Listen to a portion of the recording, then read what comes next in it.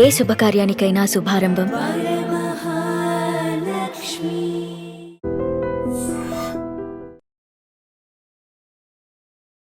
Hi hello నమస్తే welcome back to iDream media. ఈరోజు మనతో పాటు ఉన్నారు సోషల్ యాక్టివిస్ట్ అలాగే అనలిస్ట్ అయిన అంబటి శ్రీనివాస్ గారు. ముఖ్యంగా ఈరోజు ఐబొమ్మ రవి ఈ కేసులో ముఖ్యంగా జనాలందరూ సపోర్టు ఐబొమ్మ రవికే అన్నట్టు మీమ్స్ వేస్తున్నారు, దీని మీద పోస్టులు చేస్తూ ఉన్నారు. ఎందుకు ఇలా చేస్తున్నారు, జనాలు నిజంగా ఐబొమ్మ రవికి సపోర్ట్ చేయడం గల కారణం ఏమిటి, విషయాన్ని కూడా తెలుసుకుందాం ఈరోజు. నమస్కారం సార్. నమస్తే సార్, ఐబొమ్మ రవి అనే పర్సన్ చట్టరీత్యా చేసింది నేరం.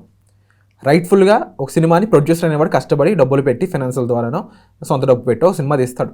ఆ సినిమాని ఎటువంటి అంటే హక్కులు కొనకుండా ఇల్లీగల్గా సినిమాని ఒక వెబ్సైట్లో రిలీజ్ చేసే ఒక పర్సన్ ఈరోజు జనాలకి హీరోలా కనిపించడం గల వెనుక కారణం ఏమై ఉంటుంది అంటారు? ఇప్పుడు కారణం మనం ఆలోచిస్తే కూడా అర్థమయ్యేది ఏంటంటే, ఇప్పుడు ఫర్ ఎగ్జాంపుల్ మనం ఒక సినిమాకి వెళ్ళాలంటే ఒకప్పుడు చాలా సినిమాలు చూసినాం మనము. ఇప్పుడు మనం ఒక ఫ్యామిలీతో వెళ్ళాలంటే ఒక common man, we are taking it from the perspective of common man. Okay, మిగతా వాళ్ళు పర్వాలేదు, పర్ క్లాస్ అంటే వెళ్తారేమో తెలియదు. అయితే వెళ్ళాలంటే చాలా ఎక్స్పెన్సివ్ అయిపోయింది. The price of the ticket, ఇంటర్వెల్లో స్నాక్స్, ఇవన్నీ కూడా చాలా బియాండ్ అయిపోయినాయి మన ఎక్స్పెండిచర్కి. సో వెళ్ళట్లేరు. కానీ ఇప్పుడు మనకు సినిమా అనేది ఒక పవర్ఫుల్ మీడియా. ఎప్పటి నుండో సినిమా అనేది, అంటే ఎంత మనం పనిచేసినా అలసిపోయినట్లు అనిపిస్తే ఫ్రెండ్కి ఫోన్ చేసి, ఎవరికైనా ఫోన్ చేసి సినిమాకి వెళ్దామా అంటాం. ఏదన్నా పర్లేదు వెళ్ళేసి అక్కడ మనం రిలాక్స్ అవుతాం. Number 1 first thing is relax. తర్వాత ఎంటర్టైన్మెంట్కి వెళ్తాం. మనం స్ట్రెస్ఫుల్ ఉన్నాం అనుకోండి, ఒక మనకి ఇష్టమైన మూవీ చూస్తాము, రిలాక్స్ అవుతాము. ఇంకా కొన్ని నాలెడ్జ్ ఇచ్చే ఇన్ఫర్మేషన్, కొన్ని మెసేజ్ ఇచ్చే ఉంటాయి, కొన్ని లైఫ్ టర్నింగ్ మూవీస్ కూడా ఉంటాయి. సో సినిమాని మనం విడదీయలేం. దాన్ని రీడింగ్ పవర్ఫుల్ అయినా కూడా మీడియా, ఈ మూవీ వరల్డ్ అనేది వెరీ పవర్ఫుల్, ఎందుకంటే ఇది విజువల్ ఎఫెక్ట్ని అక్కడికప్పుడు చూపెడుతుంది. సో అది చాలా ఇంపార్టెంటే. కానీ ఇప్పుడు కొద్దిగా నా అనాలిసిస్ ఏంటంటే, ఒక కామన్ మ్యాన్కి కొద్దిగా అందనంత కాస్ట్లీ అయిపోతుందేమో అనిపించింది. ఎందుకు అవుతుందంటే అది కూడా చూడొచ్చు మనం. ఈ మధ్య సినిమాలో ఈ లో బడ్జెట్ మూవీసే లేవు, 1-2 వస్తే తప్ప. హై బడ్జెటే అండ్ మల్టీ స్టారర్, అన్ని 100 కోట్ల పైన multi starrer and international, pan India, ఎక్స్పెన్సివే అది అంతా.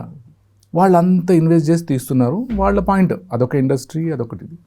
సో వరల్డ్ మొత్తం కోసం పాయింట్ పెట్టుకున్నారు. కానీ ఒక కామన్ మ్యాన్ కూడా చూడాలని ఉంటుంది అది. కాబట్టి ఈ తక్కువలో దొరికేది ఏదున్నా, ఫ్రీగా దొరికేది ఏదున్నా జనరల్గా మనుషులు వెళ్ళిపోతారు, చూడరు. అది ఎవరు ఐబొమ్మ రవియా ఇంకెవరైనా ఎవరు అని చూడరు.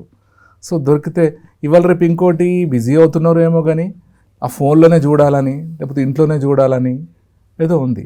సో అందువల్ల అంత కాస్ట్లీ మూవీని ఆయన ఫ్రీగా ఇవ్వడంతో ఆయనని నేను కూడా చదివాను, ఒక గాడ్ లాగా ట్రీట్ చేస్తున్నారు చాలా. మొత్తం వైరల్ బయటకు వచ్చేసి ఎందుకు చేస్తున్నారు అట్లా అని. నిజంగా మార్కెట్లో ఆయన క్రేజ్ చూస్తుంటే మతిపోతుంది. ఎస్, ఎందుకు అంత అలా సపోర్ట్ చేస్తున్నారు ఆయన అంటే కామన్ మ్యాన్కి ఆ ఎంటర్టైన్మెంట్గా ఇన్ఫర్మేషన్ ఇస్తున్నారు. అంటే చాలామంది బెనిఫిట్ అయ్యారు. బట్ ఈ మూవీ ఇండస్ట్రీ పరంగా చూస్తే అయితే అది రాంగ్. ఎందుకంటే అదొక ఇండస్ట్రీ. మనం ఫిల్మ్ ఇండస్ట్రీ అంటే అదొక బిజినెస్ అనుకోండి. You invest something there expecting some result and benefit రావాలి. అయితే వీళ్ళు ఇంత తీసినప్పుడు, అంటే ఇంకోటి చూడండి, అంతకుముందు సినిమాలు కొద్దిగా వెనక్కి వెళ్తే 365 days నడిచిన సినిమాలు, రైట్, 100 days సెలబ్రేషన్, ఇవన్నీ సెలబ్రేషన్స్ ఉండేవి. ఇప్పుడు ఎక్కువ చూడట్లేరు మనుషులు. అందుకని కూడా ఈ మూవీ కూడా ఎక్స్పెన్సివ్గా పెట్టేసి ఆ 1 weekలో ప్రాఫిట్ వచ్చేస్తుంది. వరల్డ్ వైడ్ వెళ్తుందండి ఇప్పుడు మన మూవీ. మన తెలుగు మూవీ ప్రపంచంలో అన్ని భాషల్లోకి ట్రాన్స్లేట్ అయి వెళ్తుంది. ఆ మధ్యన ఒక సినిమా, బాహుబలి సినిమాలో యాక్టర్ సుబ్బరాజ్ ఎవరు యాక్టర్ అక్కడ వెళ్తే బాహుబలి అన్నారంట వాళ్ళు, ఆయన జాపనీస్. అంటే ఎంతవరకు వెళ్ళిపోయింది? ఆఫ్రికాలో అక్కడ ఉన్న తెలుగు వాళ్ళు చూస్తున్నారు నెంబర్ 1, వేరే వాళ్ళు చూస్తున్నారు. ఒక రకంగా చూస్తే ఇండియన్ కాన్సెప్ట్స్ అన్ని ప్రపంచమంతా లైక్ చేస్తుంది అనొచ్చు.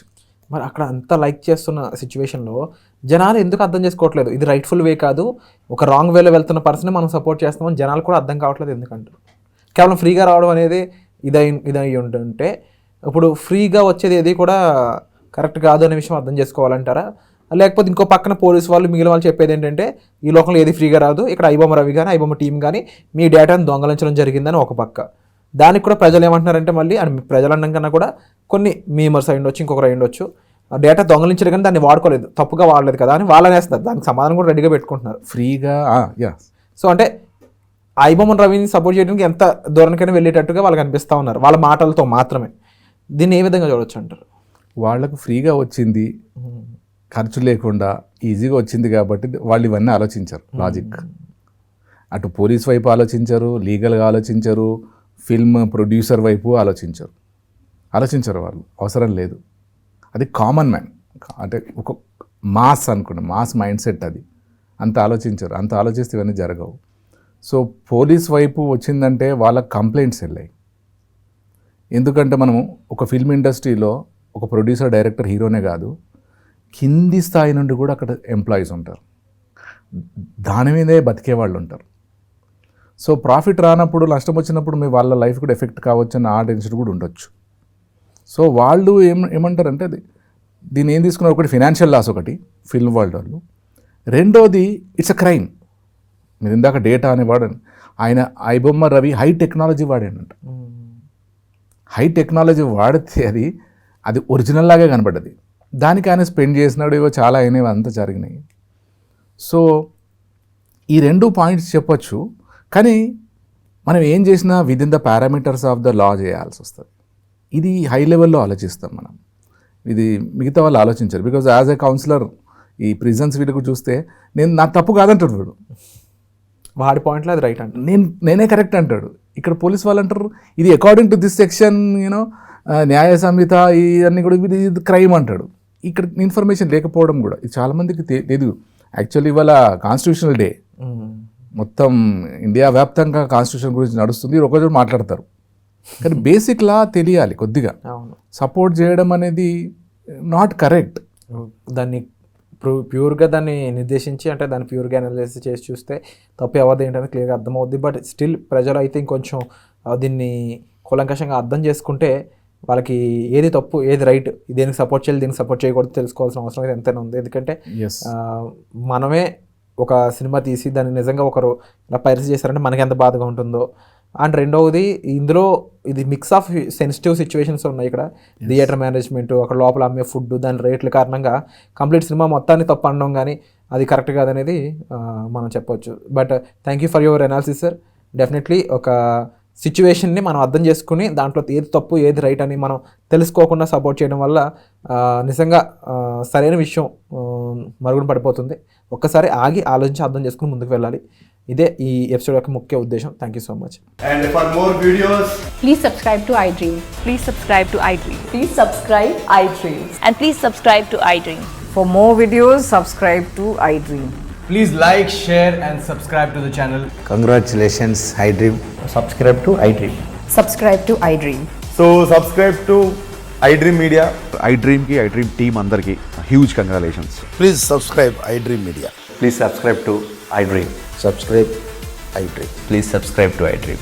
iDream అంటే నా కళల ఛానల్ను సబ్స్క్రైబ్ చేసుకున్న నోరు తిరుగుతలేదు, మీరైతే గంట గుర్తు కొట్టండి. For more such videos, please subscribe to iDream. Subscribe to iDream. Please subscribe to iDream. Please subscribe iDream Media. Please do subscribe to iDream. Please subscribe to iDream Media. For best entertainment and information, please subscribe iDream. And don't forget to subscribe to iDream.